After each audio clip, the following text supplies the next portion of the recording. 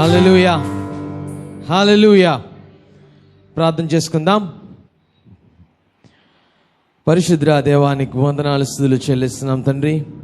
ఈ ఉదయకాల సమయంలో ఇచ్చిన ఈ గొప్ప సమయాన్ని బట్టి నీకు వందనాలు స్తుతులు చెల్లిస్తున్నాం ప్రభా. నిన్ను ఆరాధించేవారుగా, నేను మహింపరిచేవారుగా మీ అందరం ఉండడానికి కృప చూపించి వేడుకొని ఇచ్చినాం తండ్రి. సమస్తము నీ ఆదిలో ఉంచుకోమని వేడుకొని ఇచ్చినాం. వచ్చిన ప్రతి ఒక్క బిడ్డని మీరు ఆస్వాదించమని వేడుకొని ఇచ్చినాం తండ్రి. మీరు బలపరచండి, ప్రతి ప్రతి అవసరతను మీరు తీర్చమని వేడుకొని ఇచ్చినాం. అనారోగ్యంతో రానిలేని పరిస్థితిలో ఉన్న వారిని దర్శించమని వేడుకొని ఇచ్చినాం. మీ యొక్క స్వస్థత వారికి అనుగ్రహించమని వేడుకొని ఇచ్చినాం తండ్రి. గడిచిన వారం మంత్రుల్లో ప్రభా మీ చూపిన కృపను బట్టి నీకు వందనాలు స్తుతులు చెల్లిస్తూ నూతన వారంలో మేము ప్రవేశిస్తుండగా మీ కృపా కనికరం మాపై ఉంచమని వేడుకుంటూ మమ్మల్ని మీకు సమర్పించుకుంటూ యేసు నామములో అడుగుచున్నాం తండ్రి, ఆమేన్.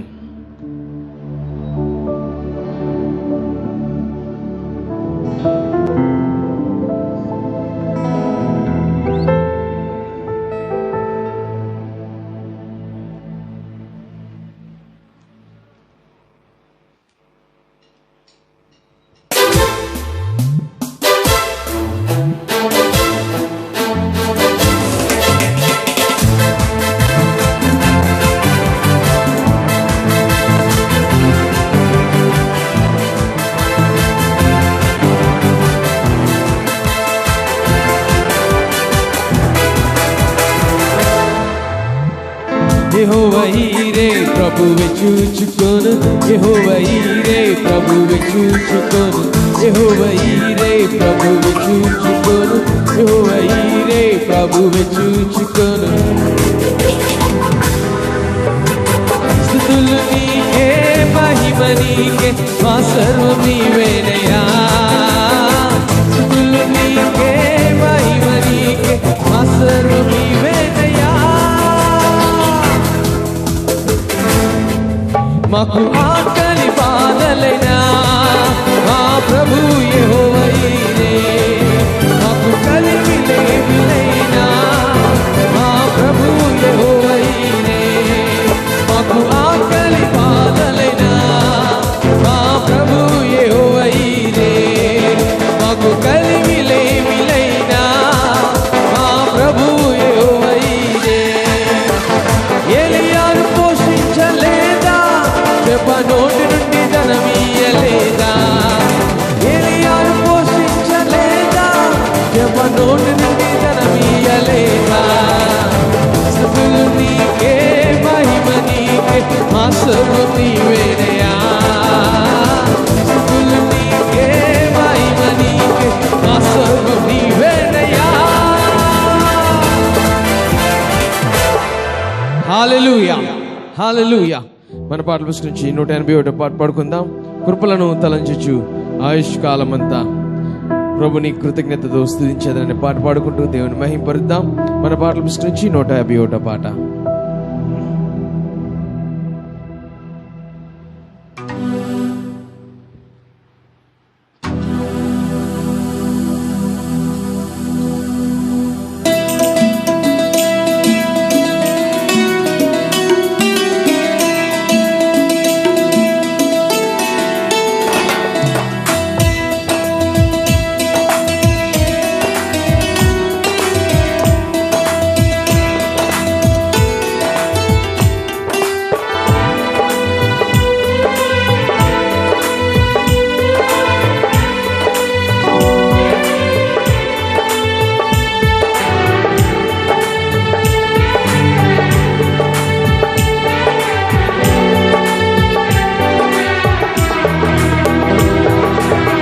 కృపలను తలచుచు, కృపలను తలచుచు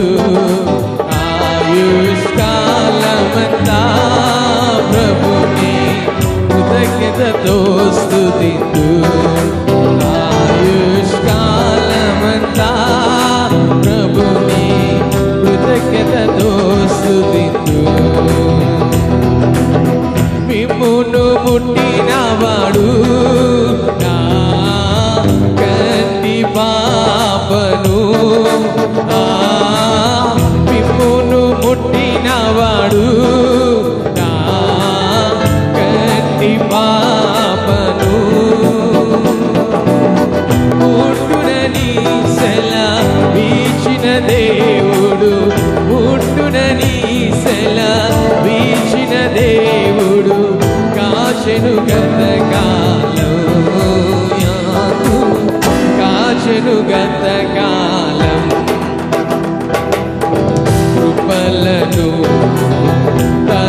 తలంచుచు కృపలను తలంచుచు ఆయుష్కాలమంతా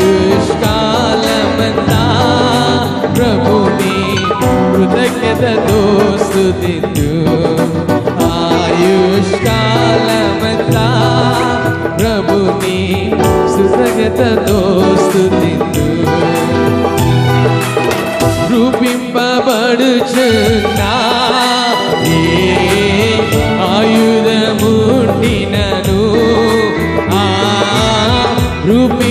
రూపింపబడుచున్నా ఏ ఆయుధముండినను నాకు విరోధమై వదిలదు అని నాకు విరోధమై వదిలదు అని చెప్పిన మాట సత్యం ప్రభు చెప్పిన మాట సత్యం కృపలను తలంచుచు కృపలను తలంచుచు ఆయుష్కాలమంతా ప్రభుని కృతజ్ఞతతో స్తుతింతు ఆయుష్కాలమంతా ప్రభుని కృతజ్ఞతతో స్తుతింతు కన్నీటిలో ఎల్లలో కృంగిన వేళలలో కన్నీటిలో ఎల్లలో కృంగిన వేళలలో నీంగిని చీల్చి వర్షము పంపి నీంగిని చీల్చి వర్షము పంపి నింపెను నా హృదయము యేసు నింపెను నా హృదయము కృపలను తలంచుచు కృపలను తలంచుచు ఆయుష్కాలమంతా ప్రభుని కృతజ్ఞతతో స్తుతింతు ఆయుష్కాలమంతా ప్రభుని కృతజ్ఞతతో స్తుతింతు సర్వోన్నతుడైనా నా దేవునితో చేరి సర్వోన్నతుడైనా నా దేవునితో చేరి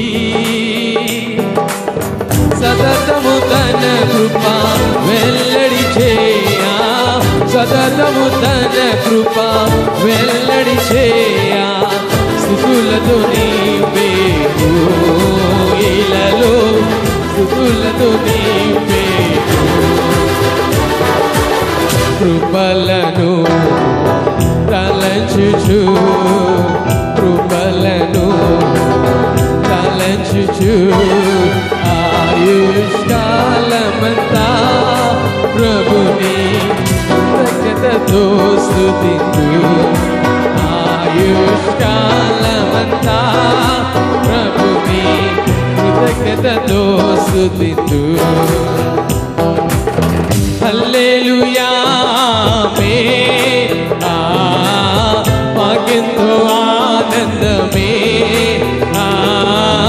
హల్లెలూయా ఆమేన్ మాకెంతో ఆనందమే సియోను వాసం మాకెంతో ఆనందం సియోను వాసం మాకెంతో ఆనందం ఆనందమానందమే ఆమేన్ ఆనందమానందమే కృపలను తలంచుచు కృపలను తలంచుచు ఆయుష్కాలమంతా ప్రభుని కృతజ్ఞతతో స్తుతింతు ఆయుష్కాలమంతా ప్రభుని కృతజ్ఞతతో స్తుతింతు హల్లెలూయా హల్లెలూయా. మన పాటల పుస్తకం నుంచి 300 పాట పాడుకుందాం. నీకు అసాధ్యమైనది లేనే లేదు అనే పాట, 300 పాట.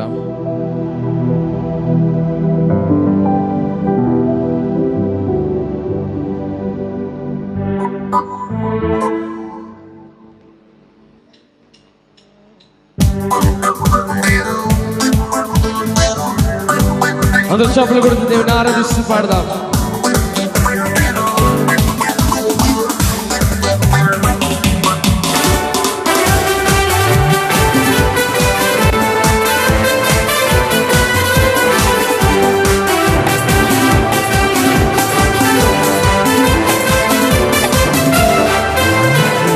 సాధ్యమైనది లేనే లేదు, నీకు సాధ్యమైనది లేనే లేదు, నీకు సాధ్యమైనది లేనే లేదు. సమస్తం సాధ్యమే, హల్లెలూయా, సమస్తం సాధ్యమే. స్తోత్రం స్తుతి స్తోత్రం, స్తుతి పాత్రుడా నీకు స్తోత్రం. స్తోత్రం స్తుతి స్తోత్రం, స్తుతి పాత్రుడా నీకు స్తోత్రం.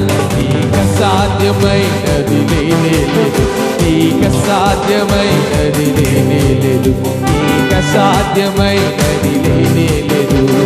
సమస్తం సాధ్యమే, హల్లెలూయా, సమస్తం సాధ్యమే.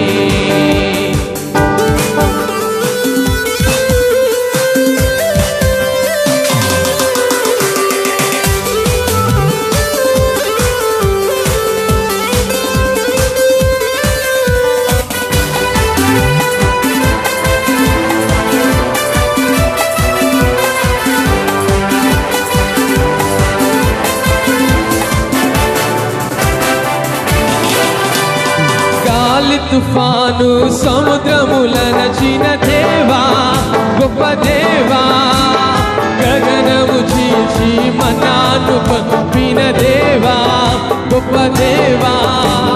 గాలి తుఫాను సముద్రములనచిన దేవా, గొప్ప దేవా, గగనము చీల్చి మన్నాను పంపిన దేవా, గొప్ప దేవా.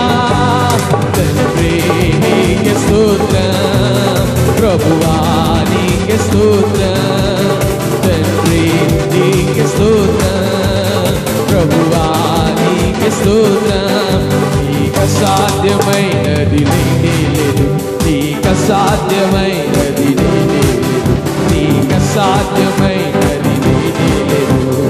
సమస్తం సాధ్యమే, హల్లెలూయా, సమస్తం సాధ్యమే.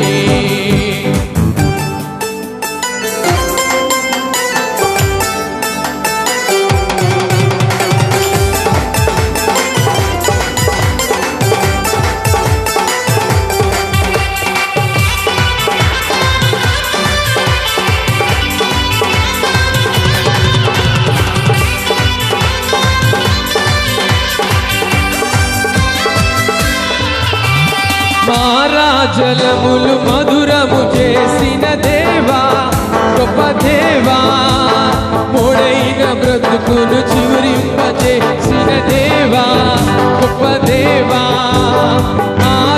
జలములు మధురము చేసిన దేవా, గొప్ప దేవా, మోడైన బ్రతుకును చివరింపజేసిన దేవా, గొప్ప దేవా. ప్రభువా నీకే స్తోత్రం, తండ్రి నీకే స్తోత్రం, ప్రభువా నీకే స్తోత్రం.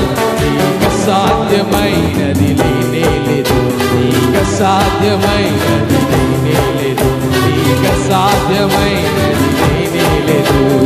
సమస్తం సాధ్యమే, హల్లెలూయా, సమస్తం సాధ్యమే.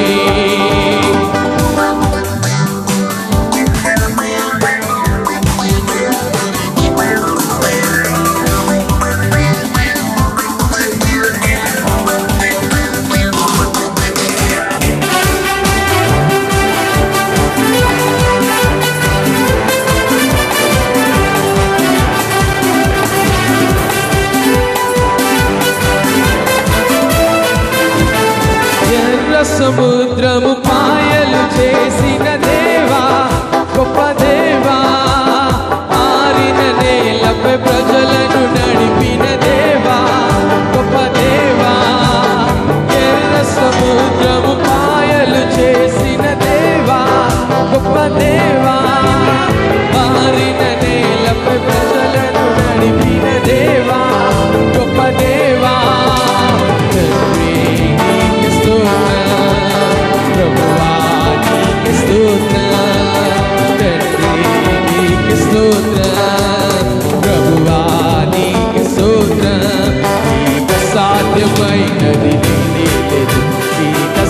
సాధ్యమైనది లేదు, నీకు సాధ్యమైనది లేదు. సమస్తం సాధ్యమే, హల్లెలూయా, సమస్తం సాధ్యమే.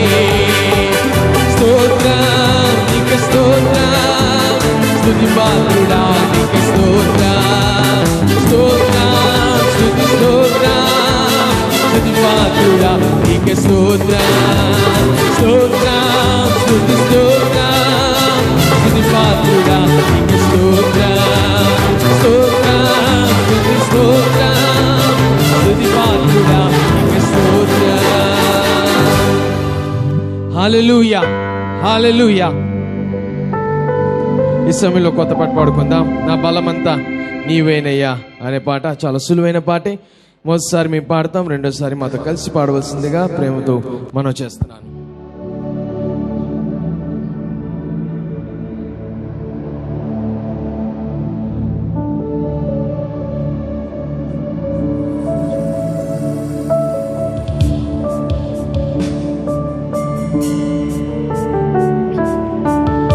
ఆయనే మన బలము,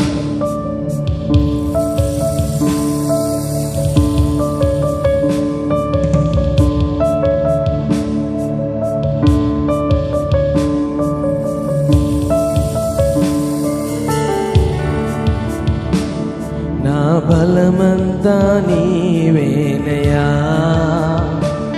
నా బలమంతా నీవేనయ్యా, నా బలమంతా నీవేనయ్యా, నా బలమంతా నీవేనయ్యా. అలలు లేచినను, తుఫాను ఎగసినను, అలలు లేచినను, తుఫాను ఎగసినను, కాపాడే దేవుడవయ్యా, నీవు ఎన్నడు మారవయ్యా, కాపాడే దేవుడవయ్యా, నీవు ఎన్నడు మారవయ్యా. నా బలమంతా నీవేనయ్యా, నా బలమంతా నీవేనయ్యా, బలమంతా నీవేనయ్యా, బలమంతా నీవేనయ్యా, నా బలమంతా నీవేనయ్యా, నా బలమంతా నీవేనయ్యా, బలమంతా నీవేనయ్యా, నా బలమంతా నీవేనయ్యా.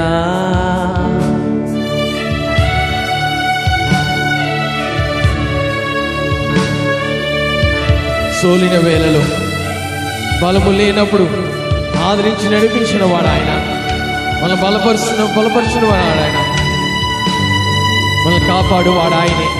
ఆయనే మన బలముని జ్ఞాపకం చేసుకుంటూ పాడదాం.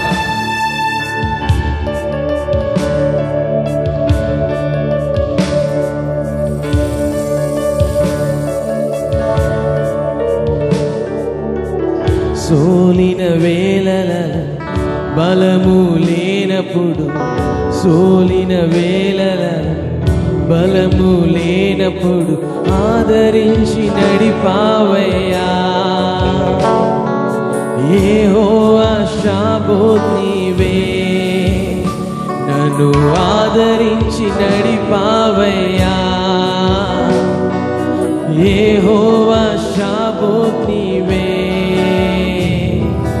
బలమంతా నీవేనయ్యా,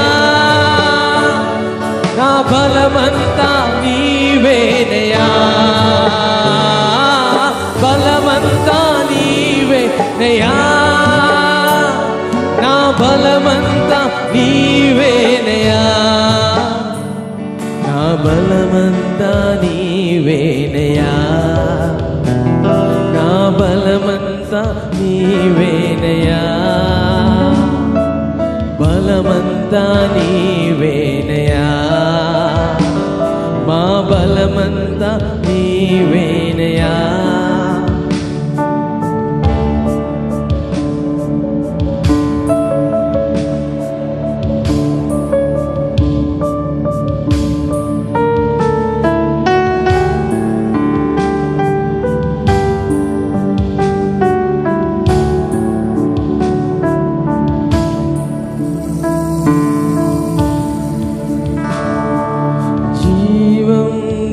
నీవేనయ్యా, స్నేహం నీవేనయ్యా, ప్రియుడవు నీవేనయ్యా, సర్వస్వం నీవేనయ్యా, జీవం నీవేనయ్యా,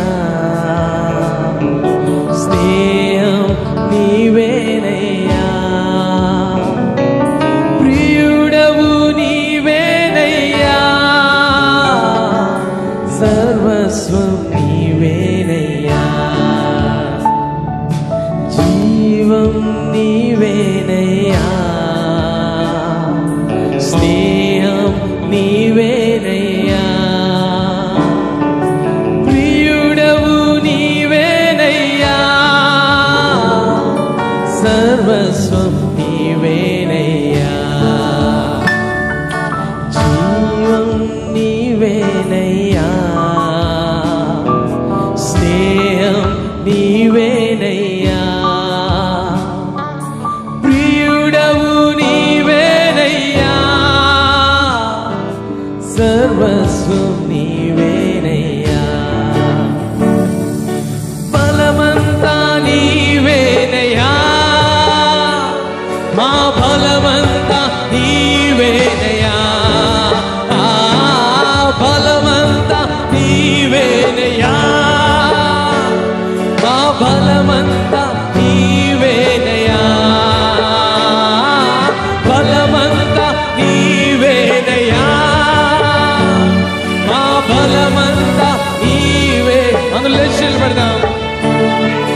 బలమంతా నీవేనయ్యా, మా బలమంతా నీవేనయ్యా, యేసు స్వామి, బలమంతా నీవేనయ్యా, మా బలమంతా నీవే ప్రభు,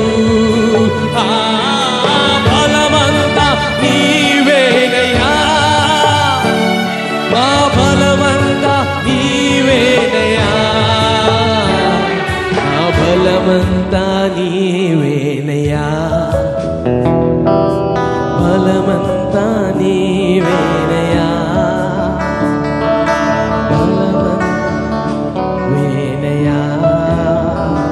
ఆయనే మన బలమని జ్ఞాపకం చేసుకుందాం, ఆయనే మన బలమని పాడుదాం. బలమంతా నీవేనయ్యా, మా బలమంతా నీవేనయ్యా, బలమంతా నీవేనయ్యా, నీవేనయ్యా. ఆయనే బలము. అలలు లేచినను, తుఫాను లేగిసినను, మన జీవితాల్లో అలలు తుఫాన్లు ఉన్నా సరే, అల్లకల్లోలంగా మన పరిస్థితి ఉన్నా, ఈ ఉదయకాల సమయంలో మనం జ్ఞాపకం చేసుకుందాం. మనల్ని కాపాడే దేవుడు ఆయనే అని మనం జ్ఞాపకం చేసుకుందాం. ఆయన అన్నిటికీ మారుడని మనం జ్ఞాపకం చేసుకుందాం. నిన్న నేడు నిరంతరం ఏకరీతిగా ఉన్నవాడని జ్ఞాపకం చేసుకుందాం. ఆయన బలవంతుడని జ్ఞాపకం చేసుకుందాం. ఉదయకాల సమయంలో సోలిన వేళలో, బలము లేనప్పుడు, కృంగిన వేళలో, నీరసంగా మనం ఉన్నప్పుడు మనల్ని ఆదరించేవాడు ఆయనే అని మనం జ్ఞాపకం చేసుకుందాం. మనల్ని నడిపించేవాడు ఆయనే అని జ్ఞాపకం చేసుకుందాం. సైన్యములకు అధిపతి ఆయనే అని జ్ఞాపకం చేసుకుందాం. యెహోవా షాబోత్, ఆయన సైన్యములకు అధిపతి ఆయనే అని మనం జ్ఞాపకం చేసుకుందాం. ఆయనే మన బలము, ఆయనే మన జీవము, మన స్నేహము, మన ప్రియుడు ఆయనే, మన సర్వస్వం ఆయనే. ఈ ఉదయకాల సమయంలో ఈ ఒక్క విషయాన్ని మనం జ్ఞాపకం చేసుకుందాం. ప్రభువా, నీవే మా బలము, నీవే మా బలమని జ్ఞాపకం చేసుకుందాం. యేసయ్యా, నీవే బలము. మా బలమంతా నీవేనయ్యా, బలమంతా నీవేనయ్యా, మా బలమంతా నీవేనయ్యా. అలలు లేచినను, తుఫాను ఎగసినను, అలలు లేచినను, తుఫాను ఎగసినను, కాపాడే దేవుడవయ్యా, నీవు ఎన్నడు మారవయ్యా, కాపాడే దేవుడవయ్యా, నీవు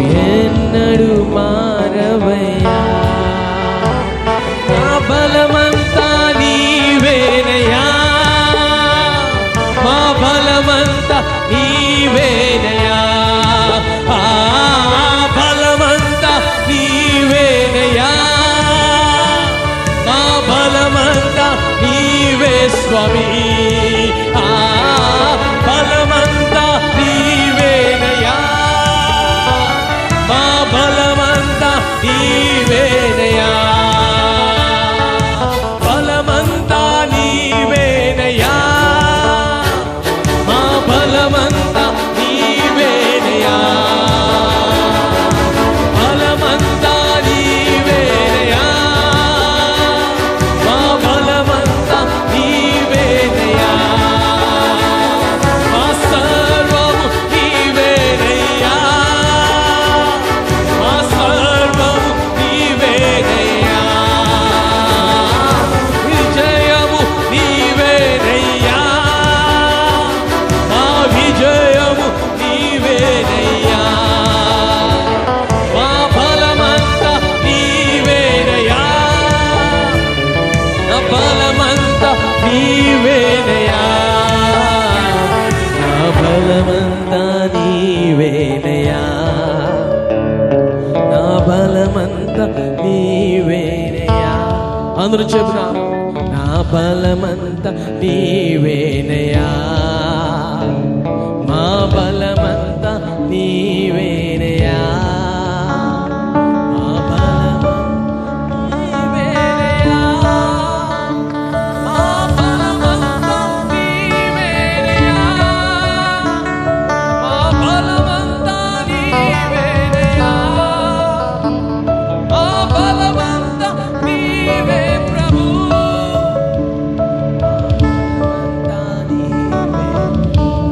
ఆయనే మన బలము సగమా. ఏ స్థితిలో మనమున్నా, ఏ పరిస్థితిలో మనమున్నా, మనం జ్ఞాపకం చేసుకోవాల్సింది ఆయనే మన బలము. ఆయన తప్ప మనకు వేరే ఆధారం లేదని మనం జ్ఞాపకం చేసుకుందాం. ఆయన తప్ప మనకు వేరే దిక్కు లేదని మనం జ్ఞాపకం చేసుకుందాం. ఆయనే మన సర్వస్వం, ఆయనే మన బలము, ఆయనే మన విజయము, ఆయనే మన రక్షణ అని మనం జ్ఞాపకం చేసుకుందాం. మన గురువులు బట్టి, రథములు బట్టి అతిశయించడం కాకుండా ఆయన నామమును బట్టి మనం అతిశయించేవారుగా మనం ఉందాం. ఆయన బట్టి మనం గర్వించేవారుగా మనం ఉందాం. మన స్నేహితులను బట్టి కానీ, మన పదవులను బట్టి కానీ, మన సంపదను బట్టి కానీ, మనకున్న సర్కిల్ని బట్టి కానీ గర్వించడం కాకుండా ఆయన బట్టి మనం గర్విద్దాం, ఆయన బట్టి మనం ఆనందిద్దాం.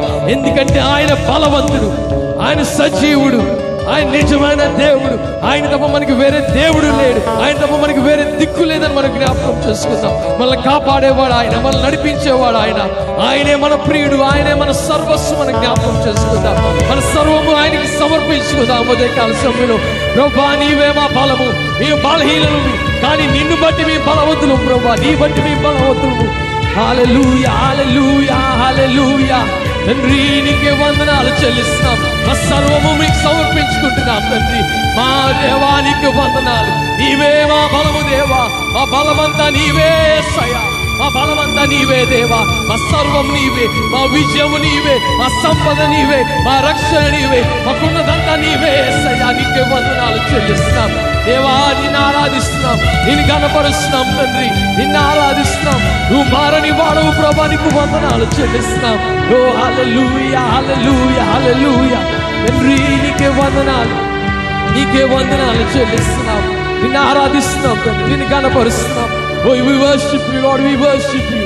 Oh, Rabba Shandori Alarara. Hallelujah, hallelujah, hallelujah, hallelujah, hallelujah. Na balamanta neevenaya, ma balamanta neevenaya.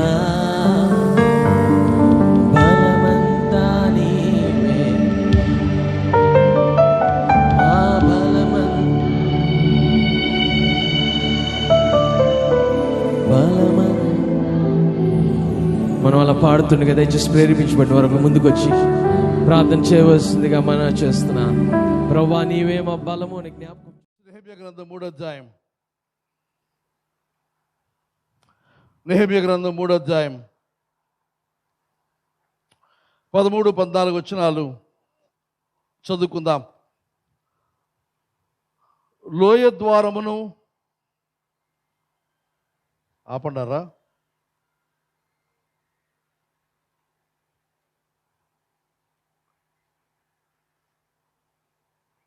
వాళ్ళు ఏమంటారు? ఇంత డిస్టర్బెన్స్ ఉంది, వేళ ఫోన్లు పని చేస్తున్నాయి, బోర్డులు పడిపోతున్నాయి.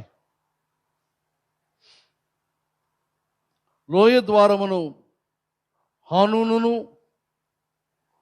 జానోహ కాపురస్తులను బాగు చేసి కట్టిన తరువాత దానికి తలుపులను తాళములను గడియలను అమర్చిరి. ఇదియుగాక పెంట ద్వారము వరకు ఉండు గోడ 1000 మూరల దొనుక వారు కట్టిరి. బెత్ హెక్కెరము ప్రదేశమునకు అధిపతి అయిన రేకాబు కుమారుడైన మల్కియా పెంట గుమ్మమును బాగు చేశాను. అతడు దాన్ని కట్టిన తరువాత దానికి తలుపులు నిలిపి తాళములను గడియలను అమర్చాను. ఈరోజు మనం చూస్తున్న భాగము, ఇక్కడికి వచ్చాం, వ్యాలీ గేట్, లోయ గుమ్మం. ఆ క్రింద డంగ్ గేట్ అన్న ఇంగ్లీష్లో, తెలుగులో పెంట గుమ్మం అని పెట్టారు. ఈరోజు మనం ఈ ప్రక్క గుమ్మాలన్నీ కూడా, గోడ కూడా పూర్తయిన పరిస్థితి. అసలు ఈరోజు నేను మిగతా గోడ అంతా కూడా పూర్తి చేద్దామని భావించాను, కానీ వేళ నా టైం అరగంటే ఉంది కనుక ఆ గోడ పూర్తి చేయాలి. ఈ గోడ వరకు మనం ఆపుదాం, తర్వాత మళ్ళా కొంత బ్రేక్ తీసుకొని మళ్ళీ ఈ గోడ దగ్గరికి వద్దాం. అయితే ఈ లోయ గుమ్మం చూసినప్పుడు ఇక్కడ నుండే నెహెమ్యా ఈ యొక్క గోడలు పరిశీలించడం మొదలుపెట్టాడు. తాను సూసన్ కోట నుండి వచ్చిన తర్వాత తను గాడిదనెక్కి ప్రయాణం చేస్తూ రాత్రి వేళ రహస్యంగా తాను సూచనలు ప్రారంభించింది ఎక్కడి నుంచి అన్నప్పుడు ఈ యొక్క లోయ గుమ్మము నుండి ప్రారంభించాడు అని నెహెమ్యా గ్రంథం 2వ అధ్యాయం 13-15 వచనాల్లో మనం చదివితే మనకు అక్కడ కనబడుతూ ఉంది. ఇక్కడ ఈ గోడ నిర్మాణం మనం గమనిస్తే ఈ ప్రజలందరికీ కూడా, నాయకులకు, ప్రజలకు అందరికీ కూడా పని చేయడానికి మనస్సు ఉండి వారు పని చేస్తూ ఉన్నారు. ఇంకా వారు అలవాటైన లేకపోతే ఎప్పుడు చేసే పని కాకుండా వేరే పని, భిన్నమైన పని, మరి ముఖ్యంగా చేతులతో కష్టపడి చేసే పని, విపరీతమైన పరిస్థితుల మధ్య వారు చేసే పనిని మనం ఇక్కడ చూస్తూ ఉన్నాం. మనం పోయిన వారం చూసాం, కొంతమంది స్వర్ణకారులు, ఇంకా కొంతమంది సుగంధ ద్రవ్యములు తయారు చేసేవారు, ఔషధ జ్ఞానులైన వారు, రాజులు, యాజకులు, అధిపతులు, ఆఖరికి ఈ అధిపతుల యొక్క కుమార్తెలు, ఆడపిల్లలు, వారు వచ్చిన పని చేసి మనం చూస్తూ ఉన్నాం. వారు ఈ పనంతయు కూడా వారికి అలవాటు లేని పని అయినా వారు చేస్తున్న విషయాలు మనం గత వారాల్లో గమనిస్తూ ఉన్నాం. వీరు ఇక్కడ ఈ లోయ గుమ్మం బాగు చేసి వారు చూస్తే వారు కర్ర పని చేశారు, గుమ్మాలు ఎత్తారు, బోల్ట్లు, తర్వాత రాతి పని, సిమెంట్తో పని, ఇవన్నీ కూడా వారు అక్కడ చేసినట్టుగా మనము చూస్తూ ఉన్నాం. ఈ లోయ గుమ్మం అనేది మనం గమనిస్తే ఆ దగ్గరలో ఉన్న ఒక లోయి, టైరోపియన్ అనే లోయి, దాని వైపు నుండి అది బయటకు వస్తే ఆ లోయలోకి వెళ్తాం కనుక అది లోయ గుమ్మం అని దానికి పేరు ఉంది. ఇంకా కిందకు వస్తే డంగ్ గేట్ అనగా పెంట గుమ్మం, అది కూడా ద్వారం కూడా, అది కూడా లోయకు, ఆ లోయది హిన్నోము లోయి అని మనవి చేస్తాడు. అనగా ఈ 2 లోయలు, ఈ లోయ గుమ్మం దగ్గర ఉన్న లోయి అలాగే పెంట గుమ్మం దగ్గర ఉన్న లోయకు 2 కూడా కలిసే ఉంటాయి కనుక 2 కలిపి ఆ లోయ ప్రదేశం అని మీకు మనవి చేస్తూ ఉన్నాను. కానీ ఈ గోడ చూసినప్పుడు ఈ మూలకు మనం రావడం జరిగింది, పని జరుగుతూ ఉంది. ఇక్కడ చూసినప్పుడు ఇంచుమించు ఆ గోడ 1700 అడుగుల విస్తీర్ణం ఉన్న గోడను వారు అక్కడ నిర్మించినట్టుగా మనం చెప్పొచ్చు. అయితే ఈ చుట్టూ ఉన్న లోయలను బట్టి ఆ గోడ కానీ, గోడ ఎక్కువగా పాడవని పరిస్థితి కనుక దానికి పెద్దగా రిపేర్ అవసరం లేకుండా చాలా త్వరగానే చేయగలిగిన పరిస్థితి ఏర్పడిందని మనవి చేస్తూ ఉన్నాను. ఎందుకనగా శత్రువు ఆ లోయలు దాటి పైకి వచ్చి వారిని ఆటంకం, ఇబ్బంది లేకపోతే యుద్ధము చేయడం అసాధ్యమైన పరిస్థితి కనుక అది ఎక్కువగా గోడ పాడవలేదని మనవి చేస్తూ ఉన్నాను. అయితే ఇది మీరు చూసినప్పుడు ఆ లోయ గుమ్మం మొదలుపెట్టి పెంట గుమ్మం వరకు ఉన్న ఆ గోడ అంతా కూడా వీరు నిర్మాణం చేస్తారని మనము చూస్తూ ఉన్నాం. ఇక్కడ చూసినప్పుడు వారి యొక్క ఆసక్తి మనకు కనబడుతూ ఉంది. ఇక్కడ ఒక పేరు రాయబడి చేస్తుంది ఎవరు అని అంటే హనూను అనే పేరు అక్కడ మనం చూస్తూ ఉన్నాం. అయితే ఇదే వ్యక్తి ఇక్కడ మాత్రమే కాకుండా మళ్ళీ నెహెమ్యా గ్రంథం 3వ అధ్యాయం 30వ వచనానికి వస్తే అక్కడ మరి యొక్క హనూను మనకు కనబడుతారు. ఒకవేళ ఇతను కూడా అతనేనేమో అనే ఒక భావన కూడా ఉంది. ఒకవేళ అతను అయినట్లయితే ఆ మొదటి భాగాన్ని పూర్తి చేసిన తర్వాత ఈ రెండవ భాగాన్ని కూడా అతడు చేసినట్టుగా మనము ఇక్కడ గమనించవచ్చు.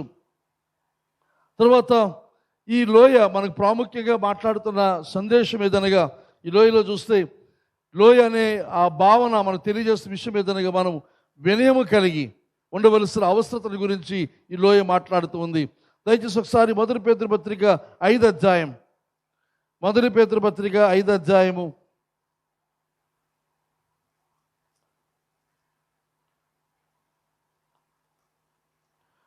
5వ అధ్యాయం 5-6 వచనాలు మనం చూస్తే, చిన్నలారా మీరు పెద్దలకు లోబడి ఉండడి, మీరందరూ ఎదుటి వాని ఎడల దీన మనస్సు అనే వస్త్రము ధరించుకొని మిమ్మల్ని అలంకరించుకొనడి. దేవుడు అహంకారులను ఎదిరించి దీనులకు కృప అనుగ్రహించును. కానీ ఈ పేతురు మనకిస్తున్న సలహా, ఈ లోయగము మనకిస్తున్న ఆలోచన, జ్ఞానం ఏదనగా, చిన్నలైన మనం అందరము కూడా, ప్రతి ఒక్కరు మనకంటే వయసులో పైబడి వారు, పెద్దవారు, ఇంకా స్థాయిలో అంతస్తులో పెద్దవారు ఉన్నారు. కనుక చిన్నలారా మీరు క్షమించండి, పెద్దలకు లోబడి ఉండి. మీరందరూ చిన్నలు పెద్దలకు లోబడ్డం అనేది తప్పనిసరిగా జరగవలసిన కార్యం. అయితే తర్వాత అంటాడు, మీరందరూ చిన్నలు పెద్దలని వ్యత్యాసం లేకుండా మీరందరూ ఎదుటి వాని ఎడల దీన మనస్సు అనే వస్త్రము ధరించుకొని మిమ్మల్ని అలంకరించుకొనడి. ఇక్కడ ఒకరి ఎడల ఒకరు మనం ఏ రకముగా అలంకరించుకోవాలి అని అంటే, మన వస్త్రాలతో అలంకరించుకుంటాం, లేదా ఆభరణాలతో అలంకరించుకుంటాం. అయితే ఇక్కడ మన యొక్క స్వభావములకు అలంకరించుకోవలసిన ఒక అలంకరణ ఏదనగా వినయం. వినయమైన వస్త్రం వలె దీన మనస్సును మనం ధరించవలసిన అవసరం ఉంది. చాలాసార్లు మన వస్త్రాలను బట్టి, మనకున్న ఆభరణాలు బట్టి, అలంకరణ బట్టి మనం అతిశయిస్తూ ఉంటాం. మొఖంలో, ఆ కళ్ళలో, ఆ చూపులో చాలా వ్యత్యాసం ఉంటుంది. కానీ ఇదంతా ఉన్నప్పటికీ, మనకు ఆభరణాలు ఉన్నా లేకపోయినా, ధనం ఉన్నా లేకపోయినా, లేక సౌందర్యం ఉన్నా లేకపోయినా, ప్రతి ఒక్కరము కూడా ప్రతి ఒక్కరి ఎడల ఎదుటి వాని ఎడల దీన మనస్సు అనే వస్త్రాన్ని మనం ధరించి ఆ వినయ మనస్కులమై ఉండవలసిన అవసరం ఉందని మనవి చేస్తూ ఉన్నాను. ఎందుకనగా దేవుడు అహంకారులను ఎదిరించి దీనులకు కృప అనుగ్రహిస్తాడు. అహంకారులను ఎవరు ఎదిరిస్తారంటే దేవుడే ఎదిరిస్తాడు. దేవుడు ఎదిరించినప్పుడు ఎవరు కూడా అతని ముందు మాట్లాడిన సంగతిని మనవి చేస్తూ అహంకారులను దేవుడు ఎదిరిస్తాడు. కాబట్టి దీన మనస్సు అనే వస్త్రాన్ని ధరించిన వారమే ఉంటే దీనులకు ఆయన కృప అనుగ్రహించే దేవుడు తగిన సమయం అందు మిమ్మల్ని హెచ్చించినట్లు ఆయన బలిష్టమైన చేతి క్రింద దీన మనస్కులై ఉండి, ఆయన మిమ్మల్ని గురించి చింతించుచున్నాడు కనుక మీ చింత యావత్తు ఆయన మీద వేయడి. నిబ్బరమైన బుద్ధి గల వారే మెలకువగా ఉండడి. కానీ ఇది పరిస్థితి. కనుక దీన మనస్కులమై ఆయన చేతి క్రింద మనం ఉంటే తగిన కాలం ముందు ఆయన మనను హెచ్చించి పైకి తీసుకువెళ్తాడనే సంగతిని మనవి చేస్తూ ఉన్నాను. కనుక మనము ఒకరిలో ఒకరు వినయ మనస్కులమై, దీన మనసు కలిగిన వారమై, మనకున్న స్థాయి స్థితిని బట్టి దేన్ని బట్టి కూడా మన గర్వించే వారంగా, అహంభావంతో ఉన్న వారంగా మనం ఉండవలసిన అవసరం ఉంది. ఫిలిప్పీ పత్రిక 2వ అధ్యాయం 11 వచనాలు మీరు తర్వాత చదువుకోండి. అక్కడ వ్రాయబడిన మాట్లాడేది, క్రీస్తులకు కలిగిన ఆ మనస్సు మనము కూడా కలిగి ఉండాలి. ఆయన దేవుడై ఉండి, సమస్తమునకు ఆధిపత్యం కలిగిన వారై ఉండి, తాను మన కొరకు లేకపోతే ఆయన తండ్రి యొక్క చిత్తాన్ని నెరవేర్చుట కొరకు ఆయన సమస్తమును విడిచిపెట్టి రిక్తునిగా చేసుకొని, తాను రిక్తునిగా చేసుకుని ఈ భూలోకమును దిగి వచ్చి తాను తగ్గించుకొని దాసుని స్వరూపం ధరించి శిలువ మరణము పొందినంతగా తాను తగ్గించుకున్నాడు. ఆ కారణం చేత ఆయన హెచ్చించబడిన విధానం ఆయన ఫిలిప్పీ పత్రికలో పౌలు రాస్తూ ఉన్నాడు. కనుక మనము మన జీవితాల్లో చేయవలసిన కార్యం ఏదనగా, ప్రభు కొరకు మనం తగ్గించుకున్న వారమే. అలాగే ఒకరు దేన మనస్సు వస్త్రం, ఒకరొకరు చూసినప్పుడు వినయ మనస్సులో మనం ఉండాలి తప్ప ఎక్కడ మన యొక్క అహంభావం, మన పొగరు, లేకపోతే మనకున్న స్థితిని బట్టి మనం అతిశయిస్తూ ప్రవర్తించినంత మాత్రం కూడా యోగ్యమైనది కాదని మనవి చేస్తూ ఉన్నాను. తర్వాత దేవుని యొక్క పనిలో మనం చూసినప్పుడు సాధారణంగా ఏదైనా పని దేవుని కొరకు మనం చేస్తాం, కానీ పూర్తిగా అది పూర్తయినంత వరకు చేయం. ఒకవేళ ఏదైనా పనిలో మనం సహకరించవలసి వస్తే ఏదో 1 గంట 2 గంటలు వచ్చి పని చేసి వెళ్ళిపోతాం తప్ప, కూలికి వెళ్ళినప్పుడు పని చేసినంత పని సాధారణంగా వాలంటరీగా, అంటే మనంతటా మనం ఐచ్ఛికంగా దేవుని కొరకు చేస్తామని వచ్చినప్పుడు మనం చేయం. అదే కూలికి అయినట్లయితే సమయానికి వెళ్తాం, సమయానికి వస్తాం, ఆ సమయం అంతా కూడా కష్టపడి పని చేస్తాం. కానీ మనం ఐచ్ఛికంగా మనం చేస్తున్నాము, మనంతరం మనం చేస్తాం, దానికి మనకేమి కూలి రాదు అన్నప్పుడు మనం పనిచేసే విధానం వేరుగా ఉంటుంది. కానీ ఇక్కడ ఈ గోడ నిర్మాణం చేస్తున్న ఈ ప్రజలు వీరందరినీ మనం చూసినప్పుడు వారికి ఏమి జీతబత్యాలు లేవు, కూలీలు లేవు. ఇంకా చెప్పాలి, వారు దూరం నుండి వచ్చి వారు ఇక్కడ పనిచేస్తున్న పరిస్థితి మనం చూస్తూ ఉన్నాము. వారి దివారాత్రులు తర్వాత అధ్యాయంలో మనం చూస్తాము, దివారాత్రులు వారు పనిచేస్తున్న పరిస్థితి మనం చూస్తూ ఉన్నాం. కొంతమంది అయితే వారికి అప్పగించిన పని ఏ పని చేస్తామని వారు ముందుకు వచ్చారు. అది మాత్రమే కాకుండా ఇంకా వేరే పనులు కూడా వారు చేసినట్టుగా ఈ వాక్యములు మనము గమనించవచ్చని మనవి చేస్తూ ఉన్నారు. కనుక మనం ప్రభువు కొరకు ఏదైనా చేస్తాం అనుకున్నప్పుడు అది చేసేది ఆ కొద్దిపాటు చేసి ఆపేయడం కాక, ఆ తర్వాత ఇంకేమైనా అవసరం ఉందా, నేను ఇంకేమైనా చేయాలా అన్నట్లుగా, ముఖ్యంగా ఇక్కడ హిన్నోము చూసినప్పుడు అక్కడ చేశాడు, తన 30వ వచనంకి వస్తే అది ఇంకొక పని కూడా చేసినట్టుగా మనము చూస్తూ ఉన్నాం. కనుక లోయ గుమ్మాన్ని వారు బాగు చేశారు. ఆ తర్వాత గోడంతా కూడా వారు కట్టారు. తర్వాత 14వ వచనంకి వస్తే అక్కడ మనం డంగ్ గేట్ అనగా పెంట గుమ్మం. ఆ పెంట గుమ్మం అనగానే దాని అర్థం మనకి తెలుస్తూ ఉంటుంది. ఆ పెంట గుమ్మం అంటే ఏమిటి? అక్కడ పెంట ఉండే ప్రదేశం. అది ఎవరు బాగు చేశారు అంటే, ఎవరు బాగు చేశారు? మల్కియా, రేకాబు కుమారుడైన మల్కియా. మరియు అతడు ముందు రాయబడింది బెత్ హక్కేరము ప్రదేశములకు అధిపతి. ఇతను ఒక గొప్ప నాయకుడు, లేకపోతే ఒక ఉన్నతమైన స్థితిలో ఉన్నవాడు, రాజరికము కలిగిన వాడు, అధికారము కలిగిన వాడు. అతడు ఇక్కడ పనిచేశాడు. అతడు ఎవరు కుమారుడు? రేకాబు కుమారుడు. అతని పేరు మల్కియా. ఇక్కడ రేకాబు కుమారుడు అన్నప్పుడు దాని గురించి మాట్లాడుతున్న చాలా శ్రేష్టమైన విషయం అని మనవి చేస్తూ ఉన్నాను. ఇతడు ఏది బాగు చేస్తాడంటే, ముందుగా ఆ ద్వారం సంగతి చూద్దాము. పెంటగుమ్మను బాగు చేసి దానికి సంబంధించిన విషయాలన్నీ కూడా పూర్తి చేస్తాడు.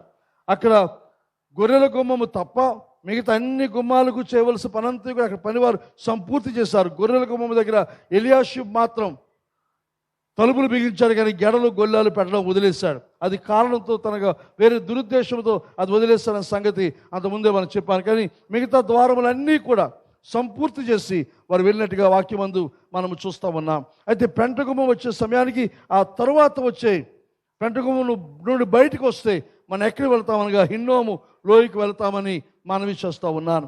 అయితే ఈ లోయ, ఈ పెంటగుమ్మం చాలా ప్రాముఖ్యత సంతరించుకున్న దేవునికి వాక్యములు, ముఖ్యంగా నిర్గమకాండం 29వ అధ్యాయం కానీ, లేవీకాండం 4వ అధ్యాయం, సంఖ్యాకాండం 19వ అధ్యాయం, ఈ భాగాలు మనం చదివితే అక్కడ ఉన్న విషయం ఏదనగా, దేవుని యొక్క సేవకులు, యాజకులు దేవుని యొక్క మందిరం దగ్గర బలులు అర్పించి చేయవలసిన కార్యాన్ని చేస్తున్న తర్వాత రక్తాన్ని తర్వాత పనికొచ్చానుగా మంచి శ్రేష్టమైన అవయవాలు తీసుకొని అక్కడ దేవునికి దహన బలిగా అర్పించడం జరుగుతూ ఉంటుంది. అయితే అక్కడ అర్పణకు పనికిరాని ఆ యొక్క సమర్పించిన ఆ యొక్క జంతువు యొక్క అవయవాలు వాటిని తీసుకొని వచ్చి ఈ పెంటగుమ్మం వరకు తీసుకుని వచ్చి పెంటగుమ్మం అవతల దాన్ని పడివేసి అక్కడ యాజకులు చూస్తుండగా పూర్తిగా దాన్ని దహించే పరిస్థితి ఉంటుందని మనవి చేస్తూ ఉన్నాను. నేను చెబుతున్న విషయం ఏంటనగా, దేవునికి హోమముగా లేకపోతే అర్పణగా అర్పించడానికి పనికిరాని ఆ పశువులోని లోపలి అవయవాలు, చర్మము కానీ మిగతా వాటన్నిటి కూడా బయటకు తీసుకొని వచ్చి ఇక్కడ దాన్ని పడవేసి ఇక్కడ దానిని దహించే పరిస్థితి జరుగుతుందని మనవి చేస్తూ ఉన్నాను. ఇది చేయడం వల్ల జరుగుతున్న ఎదురుగా దేవాలయం ఇక్కడ ఉంది. ఆ పనికిరానిదంతా కూడా అంత దూరం తెచ్చి ఆ దూరంలో దాన్ని పడవేసి అక్కడ దాన్ని కట్టెలతో కాల్చే పరిస్థితి ఉంటుందని మనవి చేస్తూ ఉన్నాను. అనగా మీరు చూసినప్పుడు పనికిరాని చెత్తంతటిని దేవుని మందిరానికి వీలైనంత ఎక్కువ దూరం దాన్ని తీసుకొని పోయి అక్కడ దానిని దహిస్తున్న పరిస్థితి మనము చూస్తూ ఉన్నాం. తర్వాత ఈ హిన్నోము లోయ అనే మనం చెప్పుకుంటున్న లోయ చూసినప్పుడు అది దాని అర్థం ఏదైనా వాడిన హిబ్రూ పదం ఏదైనా గెహెన్నా అనే పదం వాడారు. గెహెన్నా అనగా వ్యాలీ ఆఫ్ హిన్నోమ్ అని, హిన్నోము లోయ అనే అర్థము స్ఫురిస్తున్న ఆ మాట గెహెన్నా అని మనవి చేస్తూ ఉన్నాను. ఇది చూసినప్పుడు ఈ ప్రదేశాన్ని గురించి నూతన నిబంధనలో ప్రభువైన యేసుక్రీస్తు మాట్లాడారు. చూడండి ఒకసారి మార్కు సువార్త 9వ అధ్యాయం, మార్కు సువార్త 9వ అధ్యాయము 44 నుండి చదువుతూ ఉన్నాను. 44వ వచనం నుండి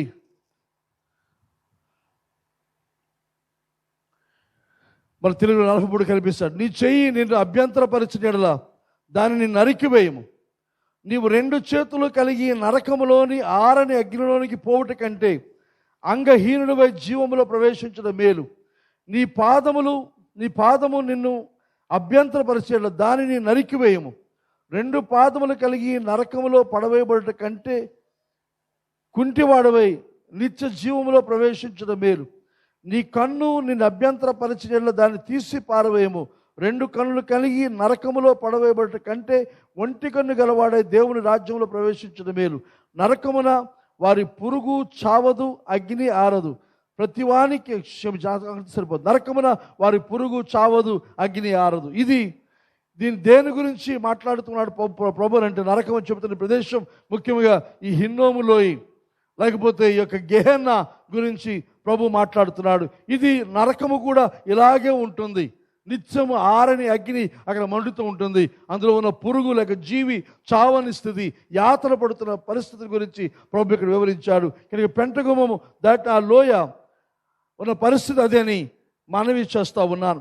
అయితే ఇక్కడే ఇదే ప్రదేశం అందు 2వ దినవృత్తాంతం గ్రంథం మనం చూస్తే, మనష్షే తన యొక్క అనగా ఈ బాక్సోదకు వచ్చే ముందు కాలానికి ముందు రాజుల కాలంలో మనం చూస్తే రాజైన మనష్షే అక్కడ తన బిడ్డలను అన్య దేవతలకు బలి ఇచ్చిన సంగతిని 2వ దినవృత్తాంత గ్రంథంలో మనం చూస్తాము. అలా 2వ రాజుల గ్రంథంలో మనం చూస్తే రాజైన జోసాయ అతను చేస్తున్న పని ఏదనగా దానిని చెడగొట్టి పాడు చేస్తే అది పెంట వేసే ప్రదేశముగా దాన్ని మార్చారు. అక్కడ వారు అన్య దేవతలకు పసిపిల్లలను బలి ఇచ్చిన పరిస్థితి వారు చేస్తారు. కనుక రాజైన జోసాయ, తెలుగు ఏమంటారు, జోషియా,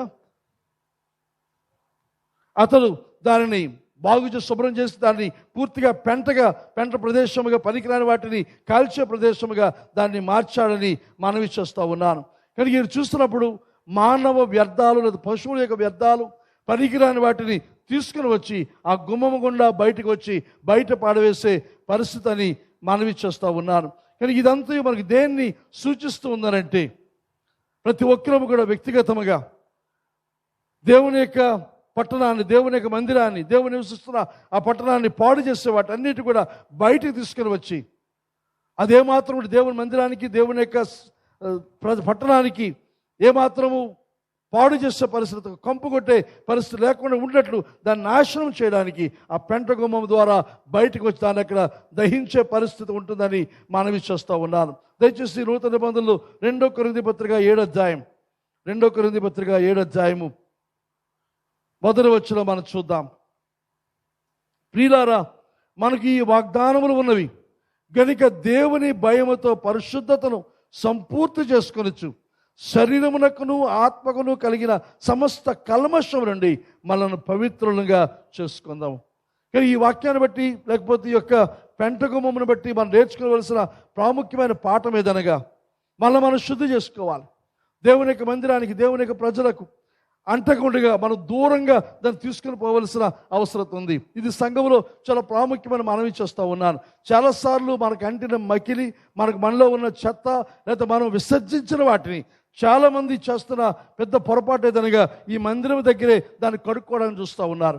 కానీ ఇక్కడ ఈ మందిరం విధానం మనం చూసినట్లయితే, దేవునికి అర్పించవలసినవి ఇక్కడ దేవుని మందిరంలో అర్పించి, దేవునికి అవి కానుకగా చెల్లించి, లేదా దహన బలిగా అర్పించి, దేవునికి అర్పించడానికి వీలు లేని వాటిని అవి పెంట గుమ్మం దగ్గర తీసుకుని వచ్చి అక్కడ నుండి బయట పాడవేసి బయట ఆహుతి చేసే పరిస్థితి మనం గమనిస్తూ ఉన్నాము. కనుక మన జీవితాల్లో కూడా దేవునికి ఉపయోగపడిన, దేవుని నామానికి మహిమ కలిగించని వ్యర్థమైన వాటిని, పనికిరాని వాటిని ఇక్కడ తీసుకుని వచ్చి ఇక్కడ వాటిని ఆహుతి చేయడం కాక మనం చేయవలసిన పని పెంట గుమ్మం వరకు దాన్ని తీసుకుని వెళ్ళాలి, బయట తీసుకుని వెళ్ళాలి. ఏమాత్రం కూడా ఆ వాసన కానీ, ఆ పొగ కానీ, దానికి సంబంధించింది ఏది కూడా వెనక్కి దేవుని యొక్క మందిరానికి కానీ, దేవుని యొక్క పట్టణంలోని ప్రజలకు ఆటంకము కలిగించని రీతిగా దాన్ని బయటకు తీసుకుని వెళ్ళి బయట దాన్ని దహించి వేయవలసిందిగా ఇక్కడ వాక్యాన్ని బట్టి మనము గమనిస్తూ ఉన్నాము. కనుక ఇక్కడ పౌలు అంటున్నాడు, ప్రియులారా, మనకి వాగ్దానం ఉన్నవి కనుక దేవుని భయముతో పరిశుద్ధతను సంపూర్తి చేసుకోవచ్చు.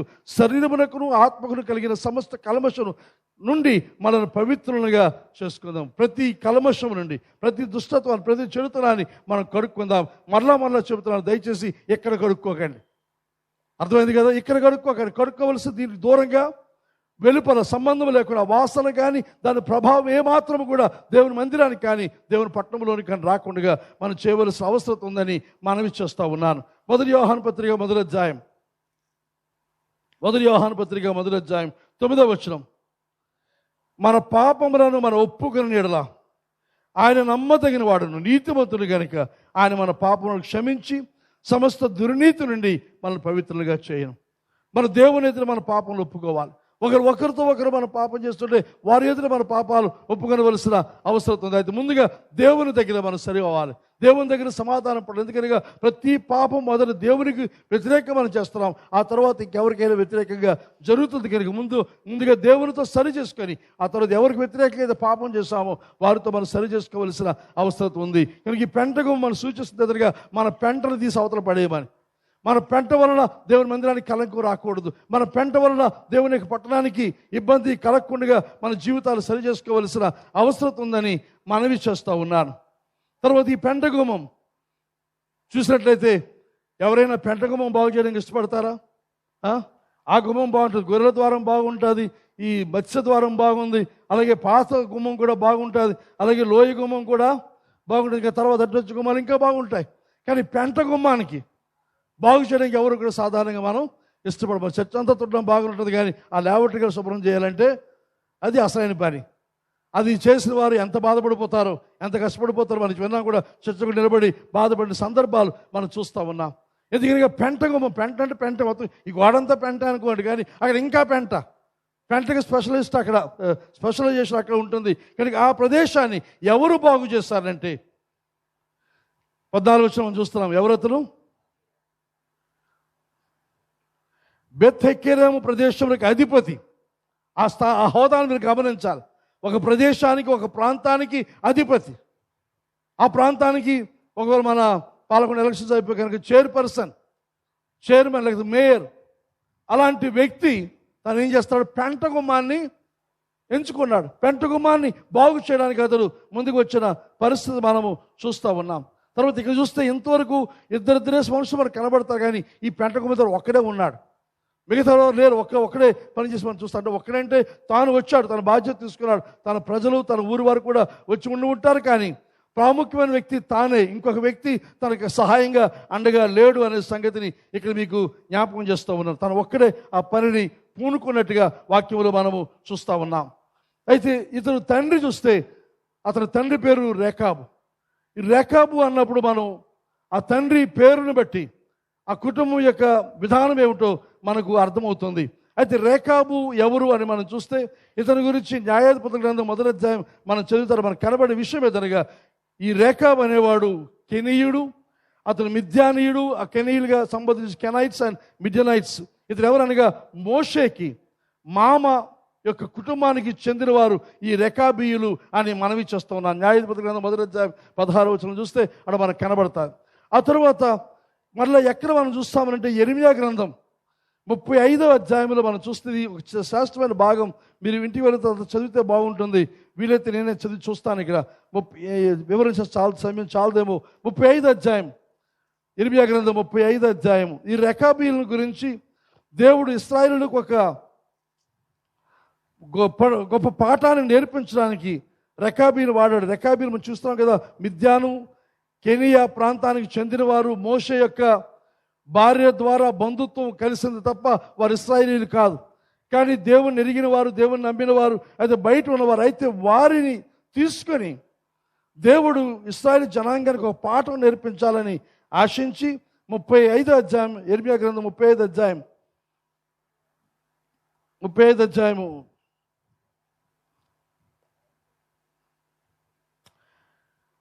చదువుతానండి. 5 నుంచి అనుకున్నాను. నీవు రేకాబీయుల యొద్దకు పోయి వారితో మాట్లాడి, ఎవరికి? యెరెమీయాకి దేవుడు చెబుతున్న మాట ఇది. నువ్వు రేకాబీయుల యొద్దకు వెళ్ళి వారితో మాట్లాడి, యెహోవా మందిరంలోని గదులలో ఒకదానికి వారిని తోడుకొని వచ్చి త్రాగుటకు వారికి ద్రాక్షారసం అని సెలవియ్యగా. ఎవరు సెలవిచ్చారు? దేవుడు. యెరెమీయా సెలవిచ్చాడు. రేకాబీయులు తీసుకుని వచ్చి ఒక గదిలో కూర్చొని పెట్టి వారందరూ త్రాగడానికి వారికి ఏమి ఇవ్వాలి? నువ్వు ద్రాక్షారసం, వైన్, మత్తులు వారికి తాగడానికి ఇవ్వమని దేవుడు చెప్పాడు. బాగుంది కదా, మనకు అలా చెప్తే బాగుండు కదా. మనలోని తాగుబోతులకి అబ్బా ఆ పార్టీ చాలా బాగుంటుంది కదా. యెరెమీయా దేవుడు చెప్తాడు, నువ్వు వెళ్ళి వారు పిలిచి వారికి ద్రాక్షారసం వారికి ఇప్పించు. నేను యెరెమీయా కుమారుడు యెజన్యా మనవుడైన అను సోదరు అతని కుమారులు అందరినీ, అనగా రేకాబీయుల కుటుంబం, అదంతా మనకి అన్ని పేర్లు రేకాబీయులు అందరినీ పిలుచుకొచ్చాడు. వాళ్ళందరూ వచ్చారు. యెహోవా మందిరములో దైవజనుడగు యగ్దల్యా కుమారుడైన హనాను కుమారుని గదిలోనికి వారిని తీసుకుని వచ్చి అది రాజుల గదికి సమీపమున ద్వారపాలకుడును మల్లాము షల్లూము కుమారుడైన మహిళయ గదికి పైగా ఉండెను. ఒక అడ్రస్ అంత ఇస్తూ ఉన్నారు. ఇంకా ముందుకు వెళ్తే, నేను రెకాబీలు ఎదుట ద్రాక్షారసంతో నిండిన పాత్రను గిన్నెలను పెట్టి ద్రాక్షారసము త్రాగుడని వారితో చెప్పగా, అందరినీ కూర్చోబెట్టి అడ్రస్ అంతా ఇచ్చారు. గది అక్కడ చెప్పారు. వాళ్ళందరి ఎదుట ద్రాక్షారస పాత్రలు అన్నీ ఇచ్చి, ఇదిగో మీరు త్రాగండి అని ఇస్తే వారు ఏమన్నారు? వారు మా పితరులకు రేకాబు కుమారుడైన యోనాదాబు మీరైనను మీ సంతతి వారైనను ఎప్పుడూ ద్రాక్షారసం త్రాగకూడదని మాకు ఆజ్ఞాపించను గనుక మేము ద్రాక్షారసము త్రాగము. వీరు తండ్రి పేరు అంటే పితరుడి పేరు చెప్తున్నారు రేకాబు. అయితే రేకాబు యొక్క కుమారుడైన యోనాదాబు అతను వారికి చెప్పాడట, ఆ ప్రజలందరికీ అనగా ఆ కుటుంబానికి చెప్పాడు, ఇదిగో మన కుటుంబం రేకాబీలం, మన వంశం ఇది, మన గోత్రం ఇది, మనం ఎవ్వరము కూడా ఎప్పుడు కూడా మీరు కానీ మీ పిల్లలు కానీ మీ తర్వాత తరాలు కానీ ఎవరు కూడా ఏం చేయకూడదు? ద్రాక్షారసము త్రాగకూడదు అని మాకు ఆజ్ఞాపించారు. కాబట్టి అప్పటి నుంచి మేము ఎవ్వరము కూడా ద్రాక్షారసం మేము కొన్ని తరాలు గడిచిపోయాయి, కొన్ని కుటుంబాలు గడిచిపోయాయి, కానీ మా తండ్రి మా తాత చెప్పాడు ఈ మాట కనుక దాని ప్రకారంగా మేము ఎవరము కూడా తాగం. తర్వాత ఇంకా మిగతా వచ్చిన చాలా విషయాలు ఉన్నాయి. ఇంకా ముందుకు వెళితే ఎక్కడికి వస్తాం? 12కి వెళ్తాం. లేకపోతే అందరు యెహోవాకు తన ఇంటికి చదువుకున్నదంతా అందరు యెహోవా వాక్కు ఇర్మీయాకు ప్రత్యక్షం ఎలా సెలవించారు? ఇశ్రాయేలు దేవుడు నాకు యెహోవా సెలవిచ్చినది ఏమనగా, నీవు వెళ్ళి యూదా వారిని యెరూషలేము నివాసులను ఈ మాట ప్రకటింపు, యెహోవా వాక్కు ఇదే, మీరు శిక్షకు లోబడి నా మాటను ఆలకింపరా. అయితే ముందుకు వెళ్తాం, వెనక్కి చూద్దాం. మా తండ్రి అయిన యోనాదాబు 9వ వచనం, మాకు ఆజ్ఞాపించిన సమస్తను బట్టి మేము విధేయులు వగుట్టట్లు కాపురములకు ఇండ్లు కట్టుకోవట్లేదు, ద్రాక్షారసములు కానీ పొలములు కానీ సంపాదించట్లేదు, విత్తనమైన చూపట్లేదు, గుడారమును నివసించుచున్నాము. అయితే బబులోను రాజ్యాన్ని నెబుకద్నెజరు ఈ దేశంలో ప్రవేశంగా కల్దీలు. సరిదంతా వదిలేద్దాం. 12 నుంచి 14 చదువుదాం. ఇక్కడ చూస్తే వీరు ద్రాక్షారసం మాత్రమే కాకుండా ఇల్లు కట్టుకోకూడదు, తర్వాత ద్రాక్ష పంట కూడా వేయకూడదు.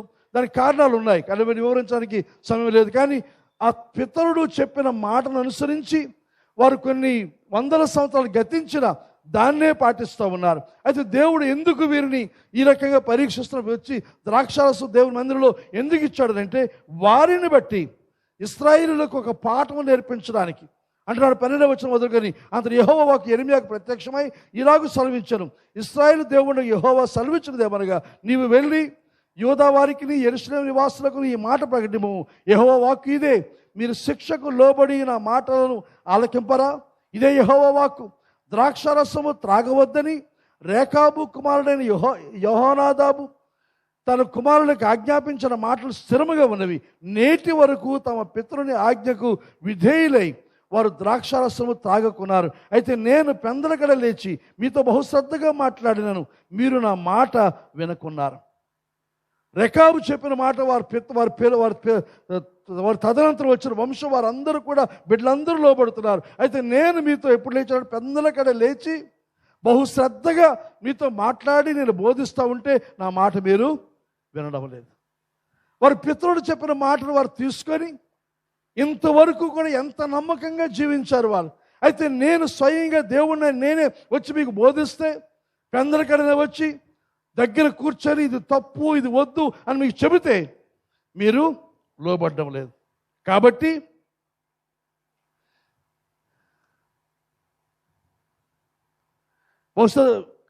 మరియు పెద్దలుగా లేచే ప్రవక్తలైన నా సేవకులందరి మీదకు పంపుతున్నాను. తను అంటున్నాడు, నేను చెబుతున్నాను, నేను చెప్పడం అయిపోయిన తర్వాత నా ప్రవక్తల సేవకులందరినీ కూడా పెందలకడ లేచి వారిని లేపుతూ ఉన్నాడు. ఆయన లేస్తున్నాడు, వారిని లేపుతూ ఉన్నాడు.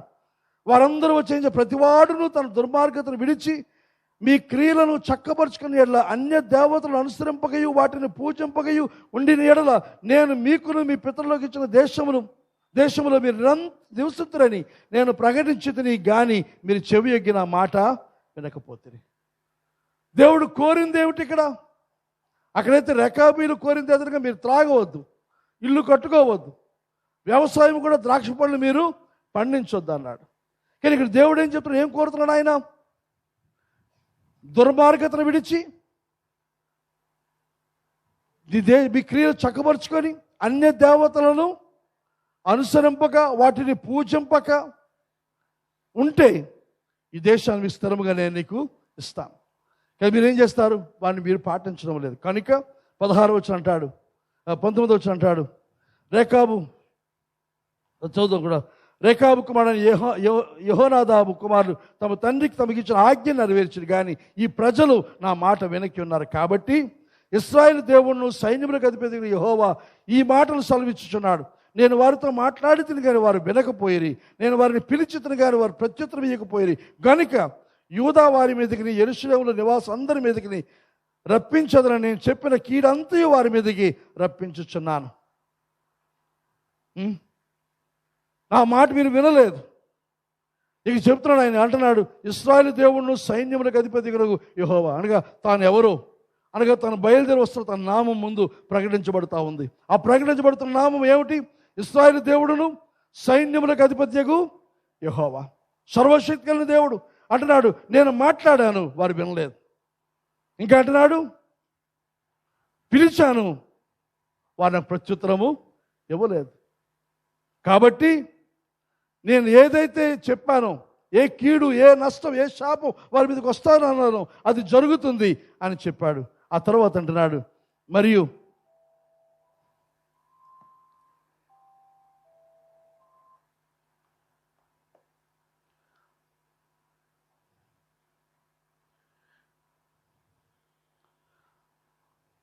నేను చెప్పిన కీడంతా వారి మీద రప్పించుతున్నాను.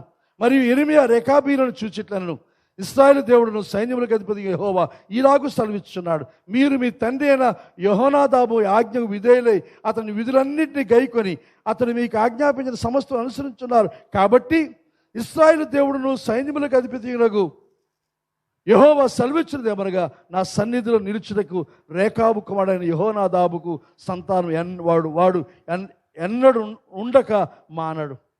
అనగా నిత్యము తరతరాల కుటుంబం ఉంటుంది, నీ కుటుంబం నిలుస్తుంది. ఆ వాగ్దాన ఫలితమే ఇక్కడ పెంటగుమ్మను బాగు చేసిన ఈ వ్యక్తిని, రేకాబు వంశస్థులైన వ్యక్తిని మనము చూస్తూ ఉన్నామని మనవి చేస్తూ ఉన్నాను. ఈ రేకాబు నివసించే ప్రదేశం ఎక్కడ మనం చూస్తే యెరూషలేమునకు తెకోవాకు మధ్యలో ఉన్న ప్రదేశంలో నివసిస్తున్నారుగా. యెరూషలేములో కాకుండా బయట ఉంటున్నారు మీరు. కానీ వారి యొక్క విశ్వాస్యత, వారి యొక్క నమ్మకత్వం ఇక్కడ మనము చూస్తూ ఉన్నాం. కానీ ఈ రెండు ద్వారాలు బట్టి ఈరోజు మనం నేర్చుకోవలసిన ప్రాముఖ్యమైన పాఠం ఏదనగా, మొదటిది వినయం, తగ్గింపు స్వభావం. తరువాత పెంటగొమ్ము మన జీవితాల్లో ఉన్న పెంట అంతా తీసుకుని వచ్చి ఇక్కడ కడుక్కోవడం కాక బయట తీసుకుని వెళ్ళి బయట దాన్ని శుభ్రం చేసుకొని ఆ పెంట తాలూకా ప్రభావము కానీ వాసన కానీ ఏమాత్రం కూడా ఇక్కడ రాకుండా బయట దాన్ని కడిగి శుద్ధి చేసుకొని మన శుద్ధులముగా దేవునికి అర్పించదగిన అర్పణలతో దేవుని యొక్క మందిరానికి రావాల్సిన అవసరం ఉందని మనవి చేస్తూ ఉన్నాను. రెకాబీలు ఎలాగైతే వారి కుటుంబ గౌరవాన్ని, వారి యొక్క తండ్రి యొక్క పేరును అనుసరించి ఆ పేరుకు ఇచ్చిన మాట ప్రకారంగా తరతరాలు గడుస్తూ ఉన్నా, చుట్టూ పరిస్థితులు, సామాజిక పరిస్థితులు మారుతూ ఉన్నప్పటికీ వారు తమ పితరులకు ఇచ్చిన మాట ప్రకారంగా వారు జీవించారు. అలాగే మనము కూడా చుట్టూ ఉన్న పరిస్థితులు ఇవన్నీ కూడా మారుతున్న సంస్కృతి సాంప్రదాయం మారుతున్న పరిస్థితుల్లో మనం జీవిస్తూ ఉన్నప్పటికీ దేవుని యొక్క వాక్య విధానము, దేవుడు ఆజ్ఞాపించిన వాటిని అనుసరించి, దేవుని వాక్యం ఉన్న ప్రవర్తన విధానం అనుసరించి మనం ప్రవర్తించవలసిందిగా మనవి చేస్తూ ఉన్నాను. వీరందరికీ బయట ఉన్నవారైనప్పటికీ దేవుని పట్టణం యొక్క బాగు కోసం వారు వచ్చి ఇక్కడ చాలా నీచమైన పని, చాలా వాసనతో కంపుతో కూడిన ఆ ద్వారమును బాగు చేసి దానికి సంబంధించిన అంతా కూడా సంపూర్తి చేసినట్టుగా వాక్యములో మనము చూస్తూ ఉన్నాము. కనుక దేవుడు మనకు జ్ఞాన హృదయం దయచేసి మనం ప్రభువు కొరకు శ్రేష్టమైన కార్యం, అనగా శ్రేష్టమైన పులిపిటి మీద ఉండి చేసే సేవ కాక లాబరేటరీ బాత్రూమ్ క్లీన్ చేసి పెంటగుమ్మాన్ని బాగు చేసేది, పనికిరాని ప్రదేశాన్ని శుభ్రం చేసి సుందరంగా తయారు చేసే పనులు మనం అందరం పూనుకుందాము. ఇదంతా కూడా దేవుని యొక్క పని, ఇదంతా కూడా దేవుని యొక్క పట్టణానికి భద్రత, క్షేమం కలిగించేది, ఇంకా దేవుని నామాన్ని మహిమ కలిగించేది, ఇంకా దేవుని మందిరం ఉన్న ఈ ప్రదేశం అంతా కూడా పవిత్రంగా ఉండాలని ఆశించి వారి కార్యాన్ని చేశారు. దేవుడి సందేశాన్ని మనందరూ వినికిడిలో ఆశీర్వదించిన గాక. అందరూ తలవంచినట్టు చిన్న ప్రార్థన చేసి ఆరాధన మనం ముగించుకుందాం. పరిశుద్ధుడా ప్రభు, నీకు వందనాలు స్తుతులు చెల్లిస్తున్నాం తండ్రి. మీ నామనికే మహిమ, ఘనత, ప్రభావంలో ఆరోపిస్తూ ఉన్నాం ప్రభు. కృప చూపించినది నీకు వందనాలు చెల్లిస్తున్నాం. నీ సందేశం తండ్రి, నన్ను నెహెమ్యా గ్రంథములో ప్రభు నాయన యువతుల పక్క దానితో పడవల ప్రక్క గోడలు సంపూర్చని మీరు బహించి ప్రభు కొరకే నీకు వందనాలు తండ్రి. దినమందు లోయ గుమ్మము అలాగే పెంట గుమ్మం కొంచెం విషయాలు మేము నేర్చుకుని తండ్రి, వీటి మా జీవితాలకు అన్వయించుకొని యోగ్యముగా మేము ప్రవర్తించగల ఆశీర్వాదాన్ని, జ్ఞానాన్ని మీరు మా దయచేసి బ్రతమాలుకుంటూ ఉన్నాం ప్రభు. అలాగే నా బిడ్డత్వాన్ని కానుకలు మీరు దీవించండి. ఈ ధనముని ఘనమైన సేవలో ప్రయోజనపరుచుకొని సంఘం యొక్క సేవ యొక్క అవసరాలన్నీ కూడా మీరు తీర్చుకోసేరుకుంటున్నాం ప్రభు. ఇచ్చి ప్రతి నీ బిడ్డపై నీ వాక్యానుసార ఆశీర్వాదాన్ని కృమరించవలసిందిగా బ్రతమాలుకుంటూ ఉన్నాం ప్రభు. నీకు స్తోత్రం తండ్రి. కాంగుడు పని పూర్చని ఇచ్చిన కృప కొరకే వందనాలు. ఇంకా జీవపురం పని కూడా పూర్తిగా ఆశీర్వాదాన్ని మీరు మాకు దయచేవలసిందిగా బ్రతమాలుకుంటూ సంఘము సేవ అంతని తను మీ హస్తాలకు అప్పగించుకుంటాం ప్రభు. దాని ఈస్టర్ పరంగా జరుగుతున్న ప్రతి కార్యక్రమాన్ని, ప్రతి విషయాన్ని తండ్రి మీ చిత్తాలకు అప్పగించుకుంటూ మీ చిత్తాన్ని జరిగించి మీ నామాన్ని మహింపరచుకుంటారు. సంఘ క్షేమాభివృద్ధికి సమస్తం నిర్వహించడం సహాయం తెచ్చు. ప్రతి వాక్యం ప్రతి హృదయం ముందు నాటుకుంటూ సహాయం చేయడం బ్రతమాలుకుంటూ యేసు నామమున అడుగుచున్నాము తండ్రి. ఇప్పుడు మన తండ్రి అయిన దేవుని యొక్క ప్రేమ, కుమారుడైన యేసుక్రీస్తు కృప, పరిశుద్ధాత్మ సహాయము సహవాసము సన్నిధి గురించి మనకును అని ప్రేమించిన సకల పరిశుద్ధులకు ఆయన రాకడ పర్యంతము సదా తోడై ఉండి నడిపించును గాక. ఆమేన్.